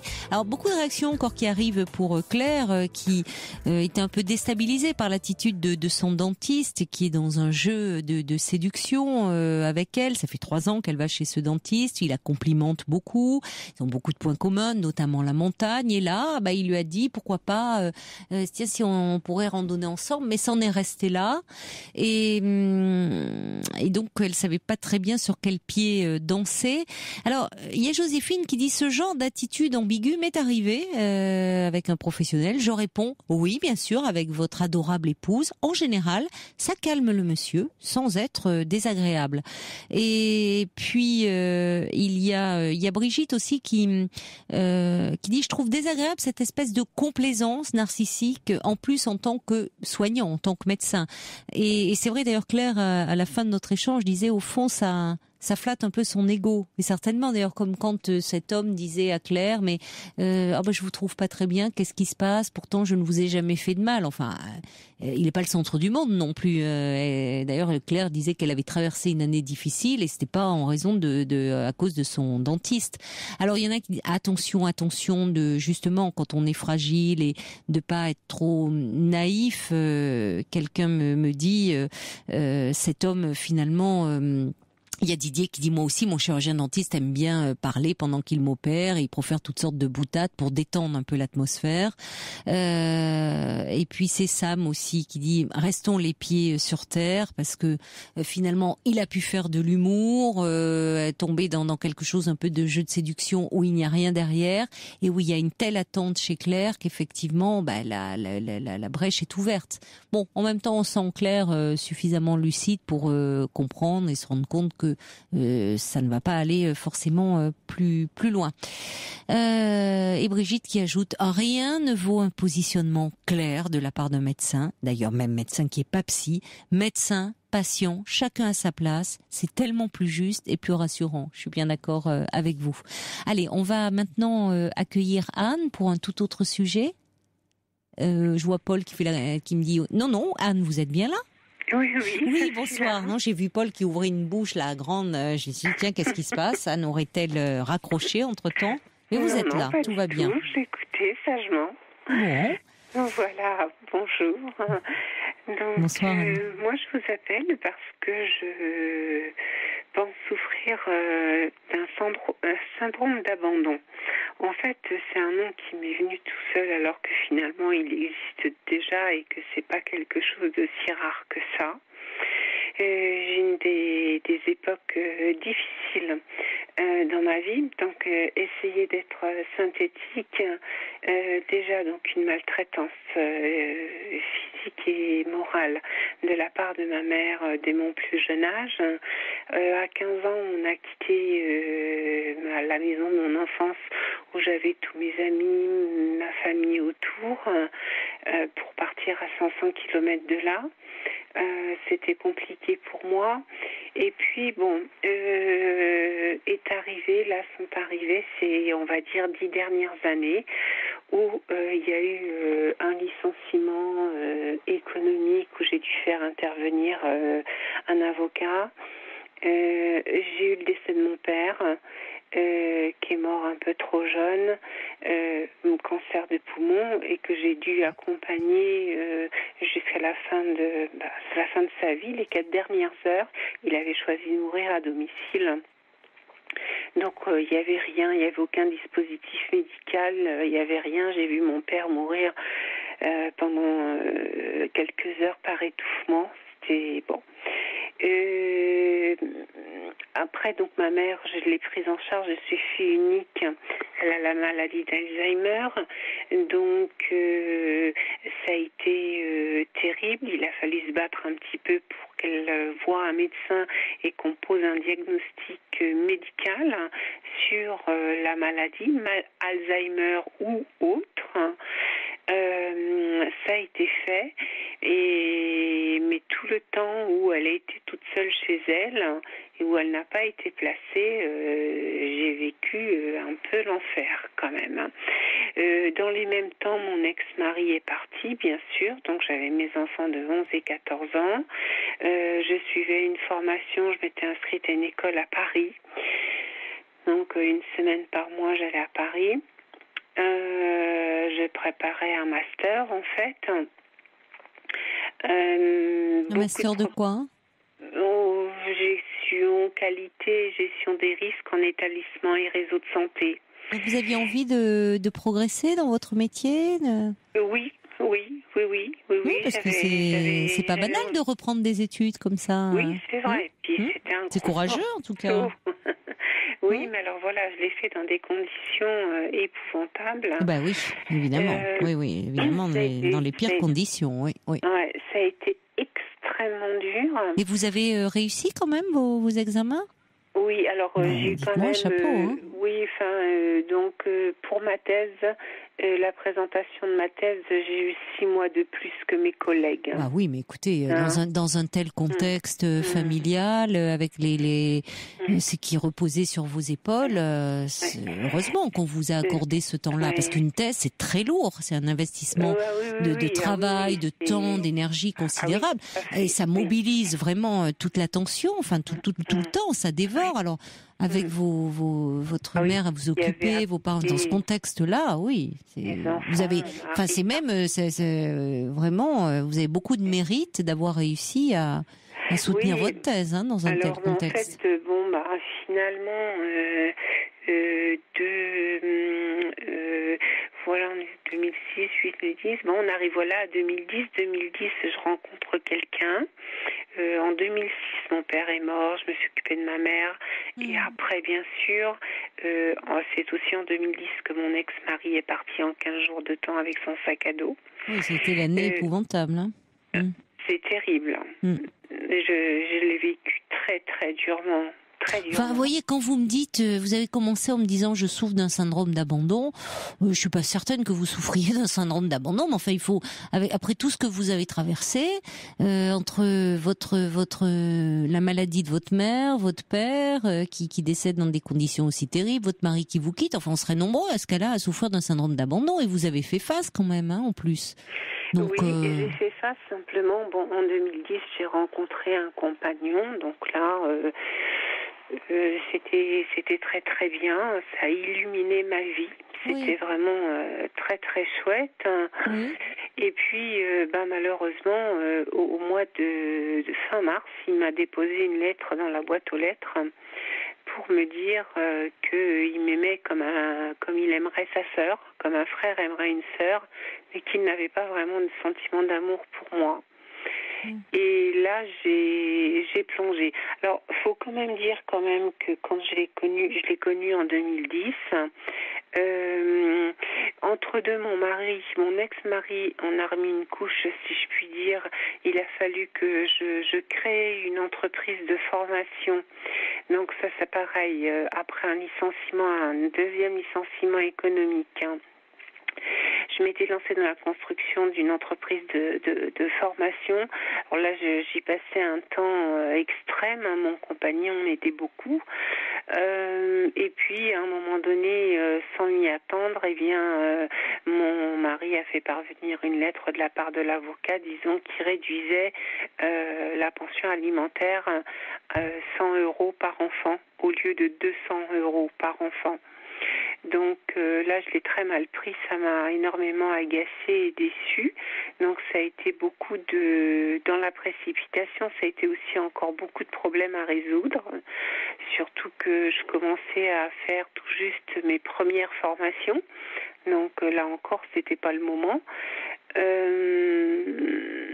Voilà, l'état de ma mère se dégradait, c'était de pire en pire. Il faut dire quand même qu'en 2012, j'ai fait ce qu'on a appelé un burn-out. Donc, je suis restée hospitalisée pendant 2 mois. Et puis je suis ressortie. Maman était placée là, par contre. Sur qui vous pouviez vous appuyer à cette période-là? Vous n'aviez personne qui parlait? Oh, oui, c'est pas étonnant que vous ayez craqué. Enfin, c'est trop. Non. Mais qui n'aurait pas... Enfin, on serait nombreux à avoir craqué avec autant d'obstacles qui se mettent, autant d'épreuves, autant de... Tout s'accumule, ça lâchait de tout. Vous n'aviez plus de piliers sur lesquels vous appuyer. Vous aviez vos parents, la maladie de vos parents que vous portiez à bout de bras en étant fille unique. Au travail, ça lâche. Votre compagnon vous quitte. Enfin, vous voyez, on a besoin de s'appuyer. On a des piliers, la famille, le travail, les amis. Enfin, il y a des socles comme ça. Alors, il y a un pilier qui peut lâcher, mais il y a les autres quand même qui tiennent. On peut, voilà. Oui. Mais quand les uns après les autres, là, c'est comme un jeu de buto, jeu de cartes, tout s'éparpille là. Oui, enfin, on serait nombreux vous voyez, à un moment à craquer, c'est trop. Oui, tout à fait. Tout à fait, c'est vrai. Donc bon, j'ai fait ce burn-out là, hospitalisée pendant 2 mois. Après, je suis ressortie, maman était placée. Par contre, il fallait maintenant s'occuper de la vente de la maison, du déménagement. Et on sait que déménager, vider une maison, vider la maison de ses parents, c'est pas drôle. Non. C'est pas drôle. Non. Faut ranger les affaires, faut faire du tri. Et puis vous étiez seule en plus. Enfin, c'est lourd. Oui, c'est très difficile. Et aujourd'hui, alors, vous en êtes où? Parce que on voit bien tout ce parcours. Au bout du compte, fin mars, fin mars 2014, mon compagnon m'a déposé une lettre dans la boîte aux lettres. J'en sais rien, 1 heure après, j'avais un SMS qui me disait je t'ai déposé une lettre dans la boîte aux lettres. Et là, il me disait qu'en fait, il était perdu, qu'il pensait m'aimer comme un frère aimerait sa sœur, mais qu'il n'avait pas de sentiment d'amour pour moi. Et ça m'a fait très mal. Sur le coup, j'y ai cru qu'à moitié. Et puis là, maintenant, je suis dans l'attente. Je ne sais pas s'il reviendra ou pas, si je le reprendrai de toute façon ou pas. En tout cas, une chose est sûre, c'est que ça m'a terriblement blessée. Et à nouveau, ça faisait 4 ans quand même que l'on vivait ensemble. Pas vraiment, parce que tantôt j'allais chez lui, tantôt il venait chez moi. On a chacun notre maison. Mais finalement, en alternance, au bout du compte, on était quasiment 7 jours sur 7 ensemble. Et il y a eu des moments absolument extraordinaires. Et là, ça m'a fait plonger. Et là, je suis redevenue assez dépressive, voire parfois bien dépressive. Oui, mais après tout ce que vous avez traversé, ça m'étonne pas. Enfin, à un moment, oui. Il faut bien. Enfin, Je suis encore très fragile, quoi. Mais oui, mais vous êtes certainement aussi très fatiguée. Et physiquement et moralement de tout ce que vous venez de traverser là, c'était tout s'est accumulé, tout s'est enchaîné. Donc là, il faut vraiment faire en sorte. Il faut du temps, il faut vraiment du repos, éviter tout ce qui peut être quand même source de stress et de contrariété. Et après tout, cet homme, peut-être que ça ne veut pas dire qu'au départ il avait ces sentiments-là, mais que ça peut évoluer au fil du temps. Et peut-être que vous, quand vos sentiments aussi amoureux se seront un peu estompés, vous pourrez garder un lien avec cet homme, parce que après tout, il vous dit qu'il vous aime comme une sœur, donc ça serait peut-être quelqu'un sur qui vous pourriez vous appuyer. Le problème, c'est qu'actuellement, vous êtes attaché à lui, pas de cette façon-là. Absolument. Mais donnez-vous du temps. C'est que pour le moment, il vaut mieux ne rester dans l'attente. C'est pénible. Parce que pendant le temps, enfin, vous avez été, je vous dis, beaucoup de mérite d'avoir pu mener vos études, faire cette thèse dans un contexte aussi éprouvant. Mais maintenant, il serait grand temps de vous occuper de vous, comme vous l'avez fait des autres, avec beaucoup de dévouement, d'abnégation. Oui, mais alors j'ai un problème. J'ai une fixation sur quoi personne ne m'aime et on m'abandonne toujours. Oui, mais ça, c'est pas rationnel, là. Parce que c'est pas c'est pas rationnel. Qui avec son sac à dos. Oui, mais ça peut arriver. Pas les mêmes. Ça peut arriver. Le coup de la boîte aux lettres, il y a plus franc. Oui, mais je pense à ce moment-là. Enfin, moi, je suis même étonnée que vous ayez pu traverser. Vous êtes quand même sacrément costaud, hein, pour avoir traversé tout ce que vous avez enduré depuis ces 10 dernières années, en poursuivant des études, en poursuivant une thèse. Donc, sans finalement trouver d'appui. Donc c'est pas parce que votre mari vous a quitté que personne ne vous aime. Bon, voyez, mon compagnon, il a remis ça. Ah, mais ça peut arriver. Ça peut arriver, mais pour autant, ça veut pas dire parce qu'il y a des hommes. La vie amoureuse de tout un chacun est faite de séparation. L'amour, malheureusement, ne dure pas forcément tout le temps. Ça ne veut pas dire que vous n'êtes pas. Ça, c'est l'interprétation que vous en faites, qui est la vôtre, mais qui est déformée. Ça ne veut pas dire. D'abord, vous avez aimé et vous avez été aimé. Après, les sentiments, oui, peuvent évoluer au fil du temps, mais ça ne veut pas dire que personne ne vous aime. Oui, voilà. Mais alors là, je me sens avide de retrouver quelqu'un. J'ai besoin je me sens très très seule. J'ai besoin de voir du monde. Ou sinon, alors je me cache sous la couette et j'en sors plus. Oui, mais il faudrait vous faire aider. Je pense que quand même, Anne, il faudrait un peu accepter de vous faire aider aussi. Enfin, d'avoir un lieu pour parler, pour être un peu soutenue. Puisque à partir du moment où ma mère est revenue là où j'habite, et j'ai dû m'en occuper, et c'était terrible, formation et tout le bassin. Enfin, tout ce qu'il y a pu y avoir. J'ai fait appel à une psychologue et qui m'aide bien. Donc là, on était arrivé à une fois par mois. Et puis depuis que mon compagnon m'a quitté, on se revoit une fois toutes les semaines. À côté de ça, je vais voir un hypnotiseur aussi. Je fais de l'acupuncture parce que moi, je sais que j'y réagis très bien. Enfin bon. D'accord, donc c'est bien. Mais on sent que vous êtes à même vous prenez quand même la vie à bras le corps malgré tout. Il y a beaucoup de force en vous. Et d'ailleurs, c'est étonnant de voir à quel point vous avez fait face.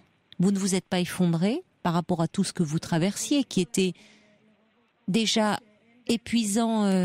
Vous entendez, pardon, il y a de, vous entendez aussi, oui, il y a un souci. Attendez, excusez-moi, je vais le dire à la régie. On a un souci, je suis en train de le signaler. Il y a un son qui nous parvient en double. Oui, j'entends, oui. Voilà, les choses sont réglées et j'étais en train de le signaler à la régie. Bon, je pense, il y a beaucoup de personnes qui auraient pu, enfin vraiment, qui se seraient effondrées, hein.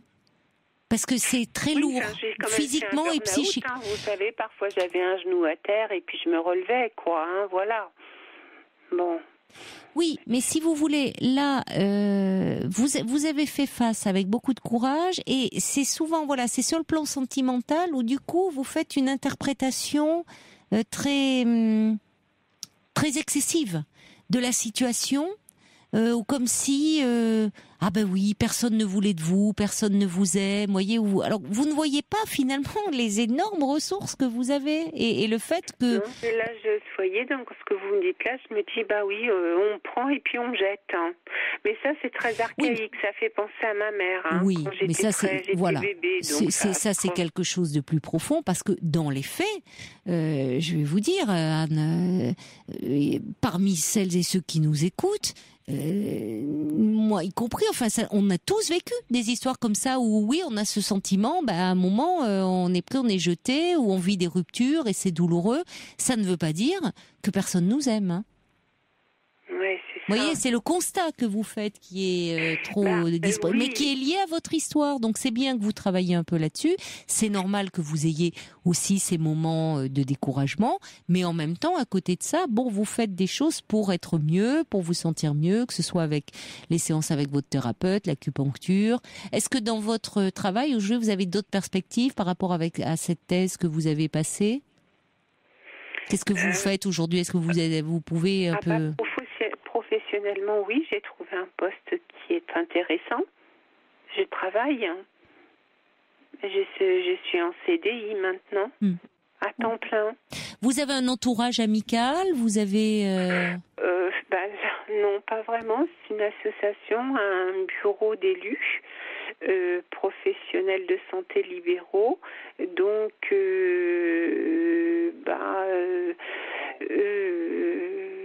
disons que ça repose beaucoup sur moi, donc je suis assez seule dans mon bureau. J'ai pas de collègues avec moi. Eux, ils sont dans leur officine, en fait. Mais peut-être qu'il est important aussi pour vous, à côté, quand vous sentirez, peut-être vous aurez retrouvé un peu d'énergie, peut-être pendant cet été, commencer, si vous avez un peu moins de travail, si vous prenez un peu des vacances, voir quelque chose aussi pour une activité, quelque chose qui vous ferait plaisir, ou soit créative, oui. Soit, enfin, vous voyez, qui vous permettrait d'être en lien avec les autres, mais pas sur un mode utilitaire, mais sur un mode de plaisir, d'échange, de partage. Oui, vous voyez, en ce moment, ce que je ressens, je le ressens de manière terrible. Le manque est cruel. J'ai besoin de monde avec moi. J'ai besoin d'être chouchoutée. C'est ce que je ressens. L'envie d'être chouchoutée, l'envie d'être aimée, l'envie d'être soyée. Voilà, comme une petite oui, fille, mais c'est normal. Mais vous avez fait face avec, encore une fois, avec beaucoup de courage. C'est les messages que je reçois qui disent, enfin, elle se rend pas compte à quel point elle est courageuse. Donc, vous avez tenu. Bon, vous êtes occupé des autres. On sent que vous sans compter. Hein, vous ménagez ni votre temps ni votre énergie. Et c'est oui, vous êtes fatigué en ce moment et vous auriez besoin effectivement d'être un peu chouchouté. Alors, si quand on n'a pas toujours un entourage qui peut être déjà disponible ou qui peut entendre ça. Voilà. Il y a peut-être des choses, je sais pas, ça peut être si vous prenez un peu de vacances cet été, vous pouvez par le biais d'une cure, d'une thalasso, faire quelque chose pour vous. Vous voyez, à un moment, si vous pouvez, ne serait-ce que ça peut être quelques jours ou une petite semaine, mais être un peu, vous créez votre bulle. Ben pourquoi J'ai pensé, mais je m'y prends tard, à mon avis, je trouverais. Ah non, alors là, détrompez-vous.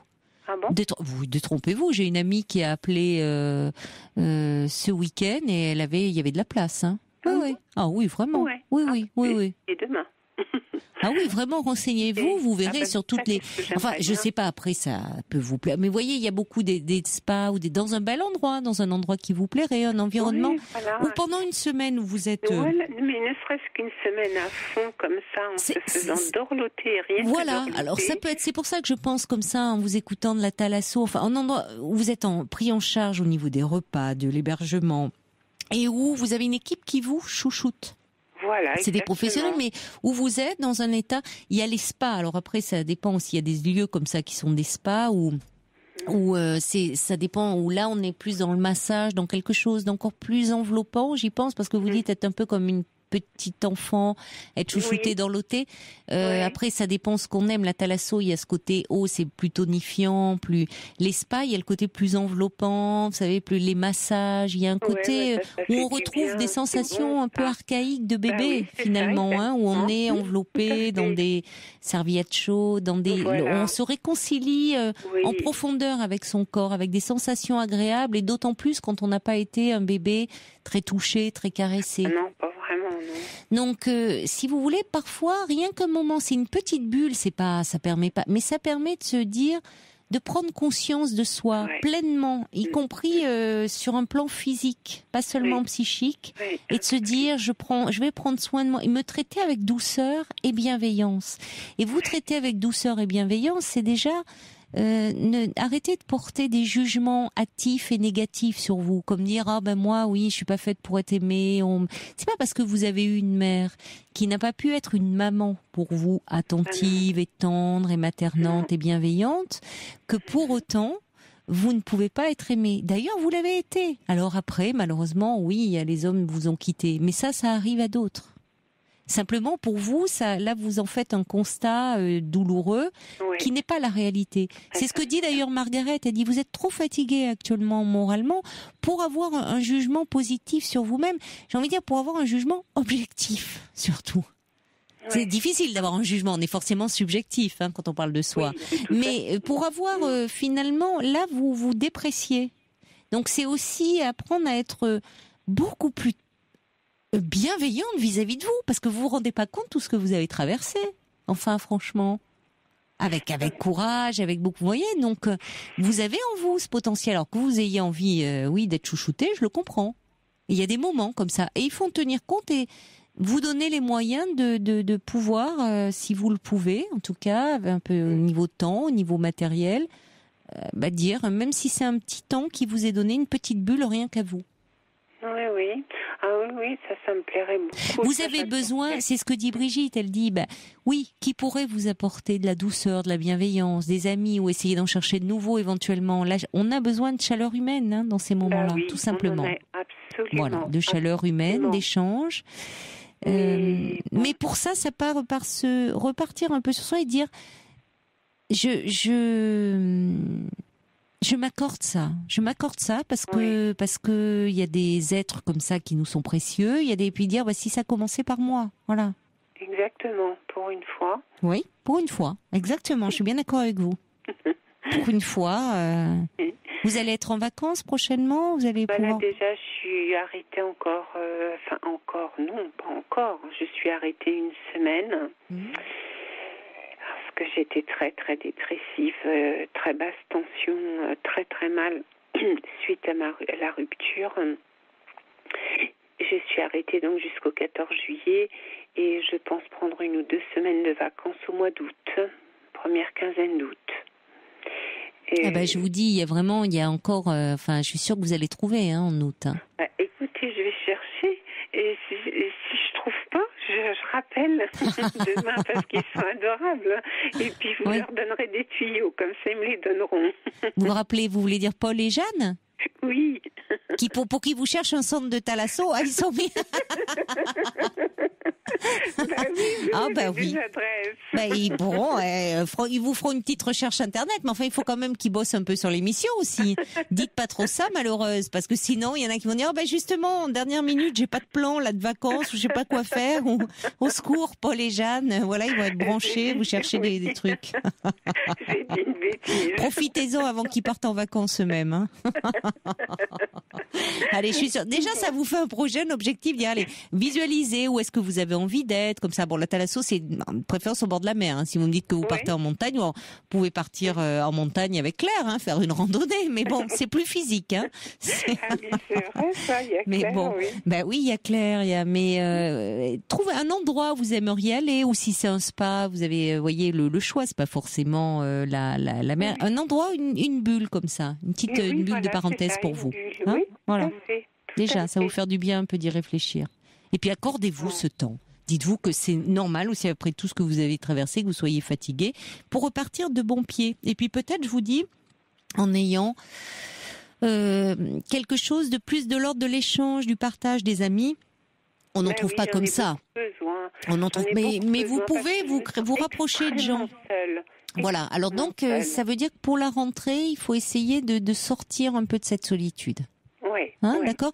Et parce que parfois, vous savez, même on peut avoir des gestes, des paroles, des attitudes chaleureuses et très réconfortantes de personnes qui ne sont pas forcément très proches, mais qui, à ce moment-là, vont nous faire du bien aussi. Donc, rapprochez-vous de ce qui peut vous faire du bien. D'accord ?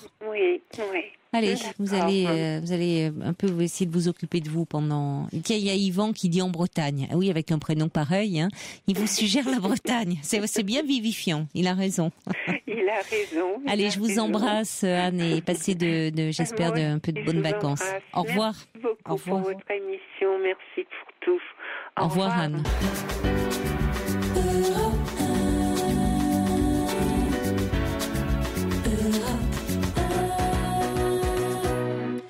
Et Brigitte envoie un message très très chaleureux justement pour Anne en disant: mais félicitez-vous d'avoir été si forte avec tous ces repères qui se sont écroulés.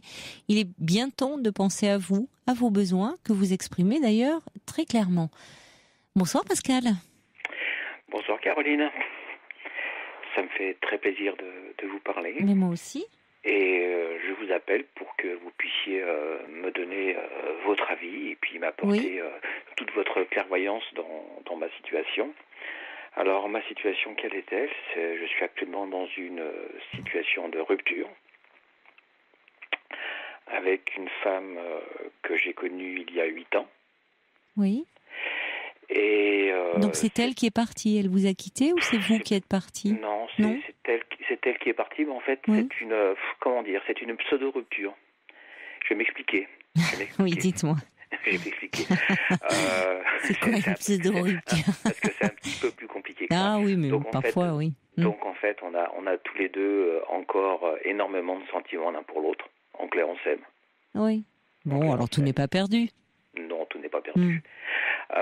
Il y a juste un petit bémol par rapport à tout ça, et je le reconnais bien volontiers, je ne suis pas du tout dans le déni, à savoir que j'ai un caractère qui est très anxieux. Oui. Très anxieux, et depuis très longtemps. Oui. Qui fait que pour mon entourage, c'est relativement pénible à vivre.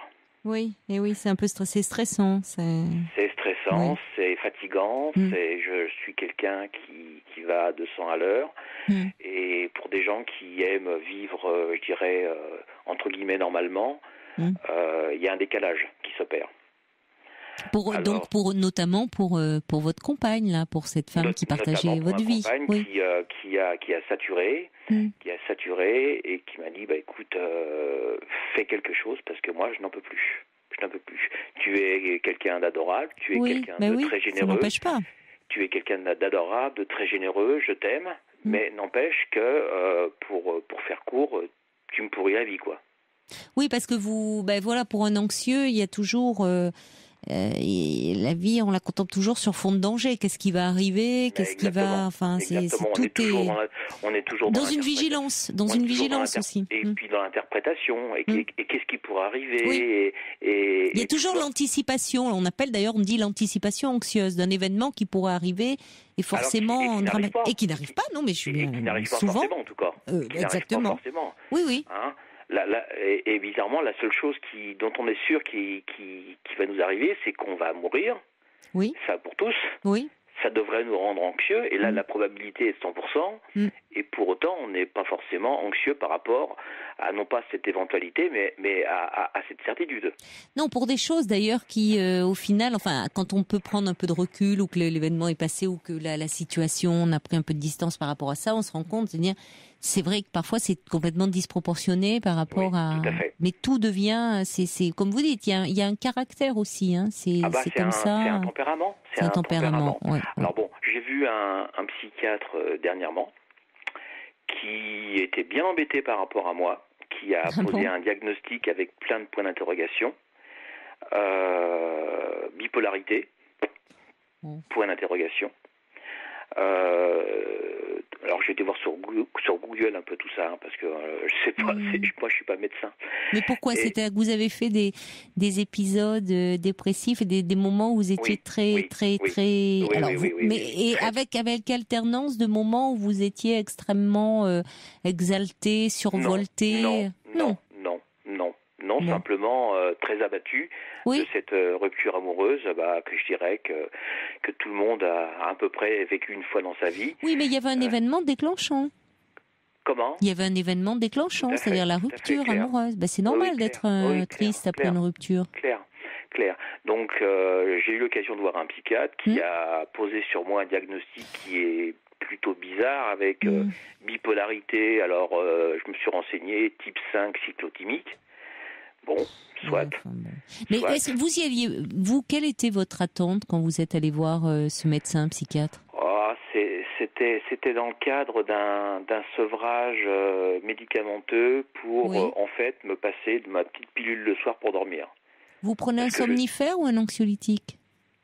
J'ai fait les deux, j'ai alterné, parce que le caractère anxieux, je pense, avait aussi des répercussions sur mon sommeil, et ceci depuis très longtemps. Forcément, oui. Hein, c'était l'un des symptômes de cette anxiété qui était un mauvais sommeil,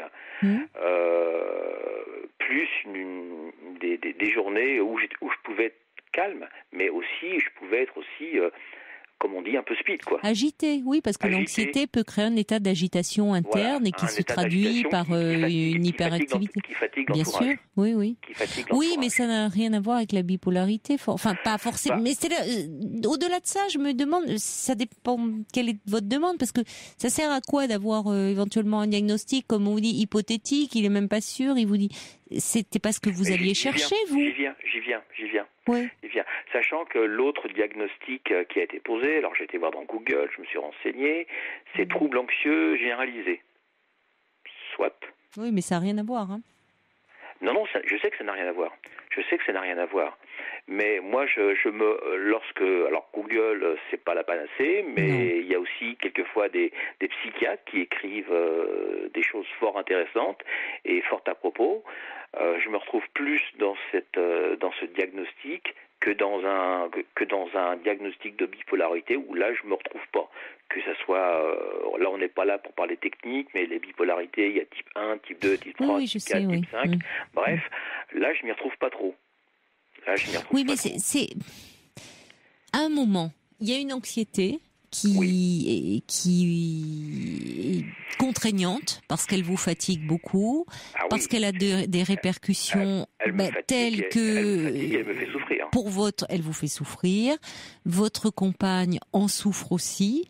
Exactement. Au point d'ailleurs, ça finalement, vous me dites que c'est ce qui est à l'origine de votre séparation. Tout à fait. Bon, donc c'est pas. Ce qui est important, c'est de trouver à ce moment-là, la démarche est la bonne, de trouver un thérapeute pour déjà mettre des mots.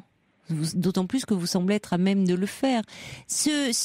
Parfois, le fait de poser un diagnostic, ça vous rassure peut-être sur le moment, mais c'est aussi un peu défensif.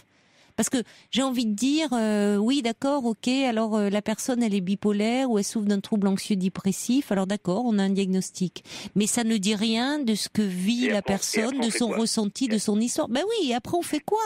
Enfin, on traite pas, heureusement, des patients qui ont des étiquettes et tous de la même façon. C'est-à-dire à chaque fois, on rencontre une personne avec une histoire donnée, avec sa souffrance qui est toujours unique, et c'est cette personne-là. qu'on essaie de soulager, de faire en sorte que sa vie soit moins envahie par certains symptômes. Vous voyez, mais enfin, on est dans vraiment du subjectif. Donc je vois pas l'intérêt enfin, soit vous dites après tout cette anxiété me pourrit la vie, a des répercussions et je vais en parler, mais bon, l'idée d'aller chercher Google, le psychiatre, le diagnostic, je trouve qu'on se perd là. En fait, ça c'est que le début de la démarche. Et alors, oui. C'est que le début de la démarche, parce que bon, en fait, cette rupture qui a eu lieu en début d'année là. En gros, c'était ça a fini par déboucher sur une rupture, mais en gros, juste les 15 jours ou le mois avant, c'était, écoute, de deux choses l'une. Ou bien tu te prends en main, tu te fais soigner et tu essayes de régler ce problème d'anxiété qui nous pourrit la vie, qui te pourrit la vie. Et à ce moment-là, on rediscute de notre relation qui va repartir sur de nouvelles bases saines. Ou bien non, c'est pas possible parce que moi, en parlant de ma copine ou mon ex-copine, tu m'as usé. Oui, mais alors, si vous faites une démarche, c'est déjà par rapport à vous, parce que... la démarche, je vais la faire. Donc en fait, j'ai pris rendez-vous dans un centre médico-psychologique où là, il y a des psychiatres, il y a des psychologues. Et c'est bien beau de poser un diagnostic avec plein de points d'interrogation, mais à un moment donné, il faut aussi engager une démarche pour essayer de soigner ce problème. Pour moi, oui. Et je dirais vous avez pour raison. les autres. Déjà pour vous. Et je vous le cache pas, pour sauver cette relation à laquelle je tiens beaucoup. Ben voilà, mais c'est important. Déjà pour vous que ça soit un peu moins envahissant. Je vais pas vous dire, il faut pas vous dire quelqu'un, comme vous dites, il y a des tempéraments anxieux, mais vous n'allez pas être quelqu'un comme ça, complètement zen, détaché de tout, prenant la vie avec énormément de recul. Non, on garde ce fond-là. Simplement, on fait en sorte que ça soit moins intense et que ça devienne pas un handicap finalement. Pas handicap pour moi et pour les autres. Oui, donc c'est pour ça qu'il est important, parce que le fait de pouvoir en parler, d'avoir un lieu, ça permet un peu de prendre de la distance et de faire en sorte que cette anxiété, c'est-à-dire d'aller voir un peu ce qu'il y a derrière et de s'apaiser en tout cas. Là où finalement vous... Parce que je suis tellement anxieux par exemple que sans rentrer trop dans les détails, mais j'ai une habitation sur Paris et je suis parti rejoindre donc cette femme en province pour elle et que pour elle. Et j'ai trouvé du boulot sur place. Enfin bref, tout ça s'est bien arrangé. Le constat, c'est que on a vécu 5 ans, mais que elle n'a pas trouvé, je dirais, son équilibre avec moi, et je dirais, et pour cause. Et donc moi, je vais revenir sur Paris, où je vais retrouver un environnement familial. Je vais retrouver d'abord, je vais aller voir le centre médico-psychologique. Je vais essayer peut-être d'acquérir des techniques. On m'a parlé de TCC, les thérapies comportementales cognitives. Je ne sais pas. Vous verrez bien. Lâchez un peu. Vous avez fait. On dit que déjà en faisant cette première partie de la démarche, on a fait une partie du travail. Bon, dans les faits, c'est un petit peu plus compliqué, mais lâchez un peu, d'accord ? Après, c'est d'autres qui vont vous prendre en charge, qui vont vous proposer des choses. N'allez pas. Là aussi, on voit bien que vous cherchez à contrôler, anticiper. Vous verrez. Vous avez fait la démarche. Vous allez en parler. Mais j'en suis à un point où je me dis, et c'est complètement irraisonné, dans la mesure où, encore une fois, il y a plus que des sentiments entre mon ex-copine ou ma copine et moi. Mais je me dis, si je vais sur Paris et pour de longues semaines, de longs mois, parce que là, j'envisage pas de partir pour 3 jours, mais sur plusieurs semaines, voire plusieurs mois, parce qu'une thérapie, ça sera pas sur 3 jours. Je me dis, mais et peut-être que là j'ai tort, ça sera de toute manière, in fine, une séparation, parce que loin des yeux, loin du cœur, et ça va finir en eau de boudin, où moi je vais rester, 6 mois, 1 an. Oui, mais peut-être que vous irez mieux. Déjà que, au fond, ce que vous vivez actuellement de façon douloureuse, cette séparation vous amène au fond à dire, c'est vrai que cette anxiété est tellement envahissante qu'elle me complique beaucoup l'existence, elle me rend malheureux, et finalement, ça vous amène à vous pencher sur ça. Alors qu'au fond, vous disiez, ça fait partie de vous, vous vivez avec, mais pas si bien que ça. Donc il a fallu cette rupture pour prendre conscience que c'est un problème. En tout cas, ça l'a été. Ça va même au-delà de ça, parce que cette anxiété, excusez-moi de vous couper, mais cette anxiété, elle est évidemment vieille, voire très vieille. Et avec le recul, rétrospectivement, je pense qu'elle a été aussi à l'origine de mon divorce.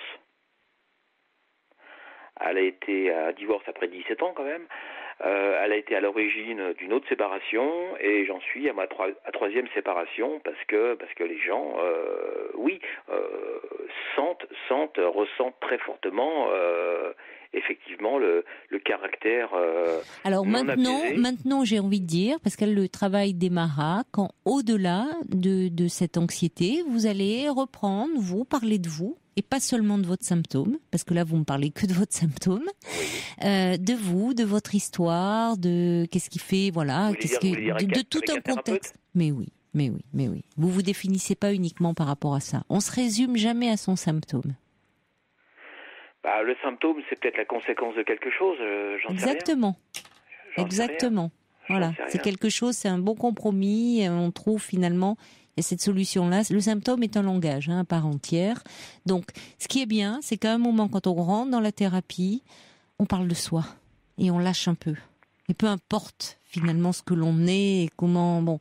C'est à un moment, on parle de soi dans sa singularité, on parvient un peu à s'accepter et à moins chercher à tout contrôler. Ce qui est le propre des anxieux, ils sont toujours l'anxieux, il veut tout contrôler. Moi, je veux tout contrôler. Mais ça s'entend. Je suis perfectionniste. Ça s'entend. Je veux tout contrôler. Alors vous avez une histoire derrière. Vous savez, souvent on retrouve dans les histoires familiales l'anxiété, ça se transmet beaucoup. Pas par évidemment, c'est pas génétique, mais des parents qui sont eux-mêmes très anxieux, très inquiets, qui doutent d'eux, vont beaucoup transmettre ça à leur enfant aussi. C'est pas l'objet du coup de fil du tout, et je n'ai pas du tout envie de rentrer dans ces détails-là, mais j'ai eu une enfance très très compliquée. Oui. Très très compliqué et qui a peut-être créé ce terrain anxieux. Mais si vous voulez, à un moment, vous allez parler de vous et vous allez voir que vous allez y trouver un certain soulagement et donner petit à petit, c'est une pelote que vous allez dénouer et le travail vraiment commencera quand vous irez au-delà d'un diagnostic, d'un symptôme et que vous habiterez l'espace et pas seulement par rapport à des étiquettes derrière lesquelles parfois on se protège. Oui, votre espace un peu intérieur, voilà. Oui, mais c'est ça. Oui, habiter l'espace.